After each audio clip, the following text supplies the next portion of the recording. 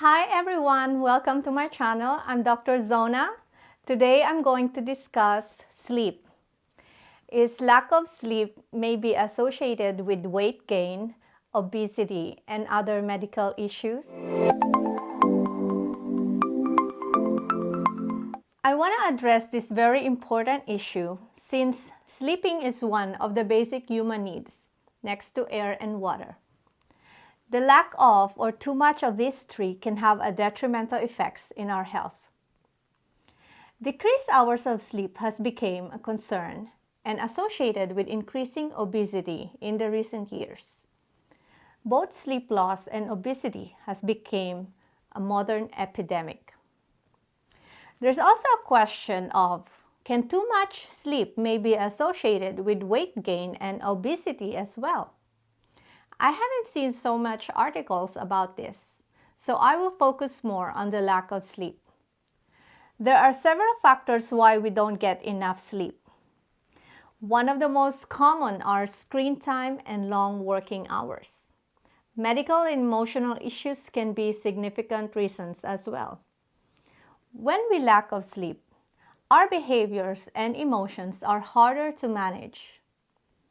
Our psychological health can be compromised, in which could result to decreased concentration and retention.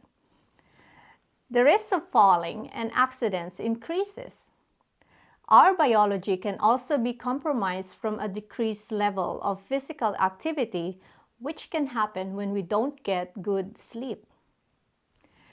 Many epidemiological studies have linked weight gain and obesity with decreased hours of sleep.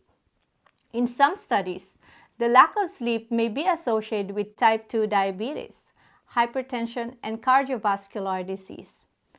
Although obesity and weight gain can be from other reasons, it's also important to look closely into our sleeping habit.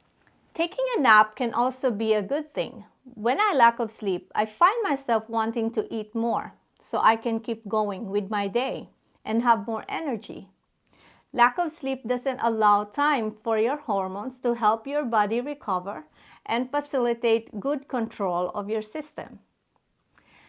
Experimental studies have shown that lack of sleep increases the appetite-stimulating hormone, ghrelin, and increases hunger and appetite.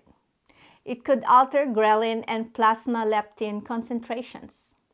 Leptin level is decreased. Both of these hormones are related to appetite. A poor diet can result from this, since we can be inclined to be snacking more, have poor food selections, and possibly even tempted to eat fast foods. We can have a lack of energy to prepare our meals when we don't get enough sleep. Most of the literature explaining the relationship between sleep and obesity is based on self-reported sleep assessments. Nathaniel S. Marshall et al., Sleep Med Review 2008, The Modern Epidemic of Sleep Loss, Is Sleep Duration Related to Obesity? A critical review of epidemiological evidence that future research is needed to determine this. Neither long nor short sleep was associated with obesity. When this review was conducted, August 2008, there was not yet strong enough researches to give public health advice to the general population or specific groups about sleep duration being a modifiable risk factor for obesity. In recent years, there were more experiments and studies on this topic. I certainly don't feel good the next day, just one night with lack of sleep. 2 to 3 days of not eating, I feel light and I'm okay with it.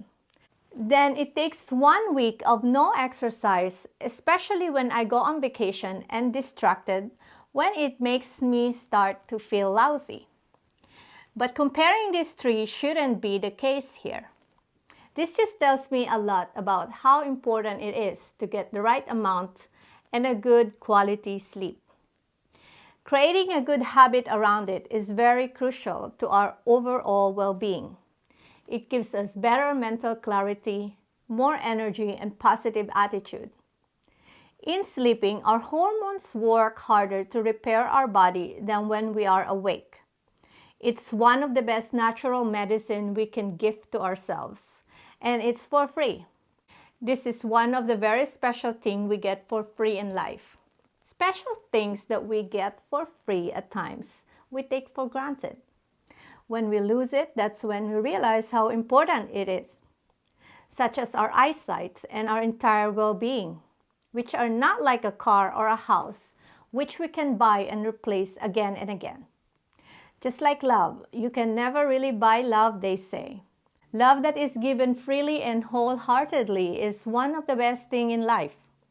When someone asks me, I don't sleep enough, what should I do? I answer back with a question. How does your day look like? Do you move or exercise enough to get you tired? When the body is tired from physical activities, it's easier to fall asleep. Next, I would ask, do you worry a lot? If we have little control of our emotions, it can easily disturb the way we sleep, just like how it could affect our daily routine and even our financial situations. What we eat and drink can also influence our sleep, but that's for another topic. The Dalai Lama has said, if you have a problem and there is a solution, don't worry. And if you have a problem and there is no solution, also don't worry. You remember that song, Don't Worry, Be Happy? I think that is a very powerful message. I try to remind myself about this as well, because worrying so much doesn't give you a good outcome. If you check sleepfoundation.org, they have recommendations on how many hours of sleep per day from newborn to older adults. From age 18 to 64, it's recommended to have 7 to 9 hours of sleep. And the younger you are, the more hours are needed. Older adults, 65 years old and up, need 7 to 8 hours of sleep. Sleep improves retention and makes your learning experience better.